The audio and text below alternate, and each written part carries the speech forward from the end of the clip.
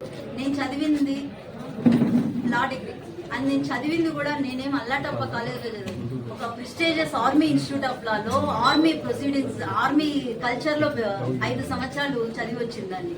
So we are law abiding citizens only. కాబట్టి దేనికి మేము సహకరించలేదు అనే కాన్సెప్ట్ లేదు. మీ అందరి ముఖంగా నేను నిత్యానంద రెడ్డికి కూడా నా మెసేజ్ ఇచ్చాను.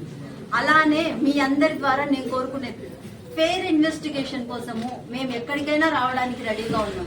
బట్ ఈ అర్ధరాత్రి తనిఖీలు, ఈ అర్ధరాత్రి చెకప్లు, తర్వాత ఈ పిల్లల్ని ఎత్తి వాళ్ళని కొట్టి బలవంతంగా వాళ్ళ చేత చెప్పించడాలు, ఇవన్నీ చూస్తుంటే why don't we approach SIT or CBI enquiry? Because already మనిషి క్యారెక్టర్ అసాసినేషన్ జరిగిపోయింది పూర్తిగా.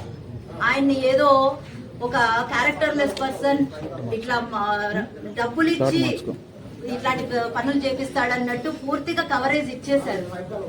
దించాల్సిందంతా దించేశారు. ఇన్నాళ్ళు ఎంతో అపురూపంగా ఒక చిన్నదా మచ్చ లేకుండా బతికిన మనిషిని ఈ రోజు మా ఏడుపు వెనుక నిత్యానంద రెడ్డి రాలేదనేది బాధ లేదు మీరందరూ అభియోగం. కానీ ఒకటే కాన్సెప్ట్, బికాస్ లైవ్ గా నేను తనను చూశాను. ఒక రోజు కాదు, 2 రోజులు కాదు, 2000 నుంచి తనతో కలిసి నడుస్తున్నాను. కాబట్టి అప్పటి నుంచి తను ఎంత అపురూపంగా తనంటూ ఈ రాజకీయ భవిష్యత్తును సృష్టించుకున్నాడో నాకు తెలుసు. ఆ రాజకీయ భవిష్యత్తును ఒక చిన్న మాటతో, ఒక ముఠాధిపతి, తర్వాత ఒక హంతకుడు, ఇలాంటి మాటలు ఇది అది వినడానికి చాలా అభ్యంతకరంగా ఉంది. తర్వాత ఆ మాటలకు ఏడుపు వస్తుంది తప్ప, ఎందుకంటే లైవ్ గా మేము అంటే తనతో నడిచి తన ప్రతి ఎదుగుదలను చూసిన దాన్ని కాబట్టి మీరు ఎలాంటి ఎంక్వైరీలు వేసినా కూడా we are ready to cooperate. Even నా హస్బెండ్ నాకు టచ్ లో వచ్చిన దాదాపు ఇప్పుడు 2 రోజులు అవుతుంది. శనివారం మధ్యాహ్నం నుంచి నాకు అతనితో ఎలాంటి కాంటాక్ట్స్ లేవు, ఫోన్ లేదు, ఏం లేదు. నా హస్బెండ్ నాకు టచ్ లో వచ్చినా నేను చెప్పే ఫస్ట్ మాట, we are not wrong at any way. అతను మనం ఫ్యామిలీ మనిషే. బికాస్ యూ సీ, నాకు తెలిసినంత వరకు ఇప్పుడు ఏ చిన్నది జరిగినా, ఇప్పుడు నిన్నటి నుంచి చూస్తున్నాను, మా వైసీపీ కార్పొరేటర్లు కానీ మా కార్యకర్తలు కానీ ప్రతి ఒక్కరు ఇంటి దగ్గరకు వస్తున్నారు. ప్రతి ఒక్కరు మేము ఉన్నామని భరోసా ఇస్తున్నారు. We are all family. మా అందరిలో ఆ అనుబంధం అయితే ఉంది. కాబట్టి దస్తగిరి అన్నను కూడా మాకంటూ అతనితో మాకు ఇలాంటి ఫైనాన్షియల్ డీలింగ్స్ అయితే లేవు. నా భర్త నా దగ్గర దాచుతాడనే విషయం కూడా నేను ఒప్పుకోను. Because I am well aware more than him.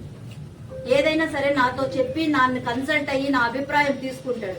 ఒక చొక్కా వేసుకున్నా, ఒక ప్యాంట్ వేసుకున్నా దీని మీదకి ఇది వేసుకోవాలని అడిగేవాడు. నాకు తెలియకుండా ఇన్ని 100 కోట్ల రియల్ ఎస్టేట్ బిజినెస్ చేసినాడంటే మాత్రం దట్ ఈస్ టోటలీ అగెయిన్స్ట్ మా కాన్షియస్నెస్. కాబట్టి మేము అన్ని విధాలా మీకు సహకరిస్తున్నాం. నా భర్త నాకు ఫోన్ చేసినా I will ask him to come back.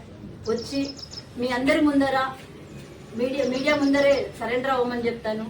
తర్వాత జరిగే కాన్సిక్వెన్సెస్ ఫేస్ చేయమని కూడా చెప్తాను. కానీ ఇన్వెస్టిగేషన్ ఆఫీసర్ విషయంలో దయచేసి మాకున్న భయాన్ని మీరు కూడా కన్సిడర్ చేసి ఆ యాంగిల్లో కూడా మాకు మీరు సహకరించవలసిందిగా కోరుకుంటున్నాను. దీన్ని ఎస్పీ గారు కానీ, ఈవెన్ ఎస్పీ గారు పిలిచినా కూడా ఏ టైంలో ఎక్కడికి రమ్మన్నా కూడా వెళ్ళడానికి నేను సిద్ధంగా ఉన్నాను. నేను ఆన్సర్ పోయి నా భర్త నాకు అందుబాటులోకి వస్తే నా భర్తను ఎస్పీ గారి దగ్గర తెచ్చే బాధ్యత కూడా నాది. కాబట్టి మీ అందరి ముఖంగా వాళ్ళ పెద్ద ఆఫీసర్లు అందరినీ నేను విన్నవించుకునేది ఏంటంటే, దయచేసి ఇన్వెస్టిగేషన్ ఆఫీసర్ విషయంలో ఒకసారి రీకన్సిడర్ చేస్తే బాగుంటుంది అని అనుకుంటున్నాను. ఇది మా పర్సనల్ ఎక్స్పీరియన్స్. Thank you.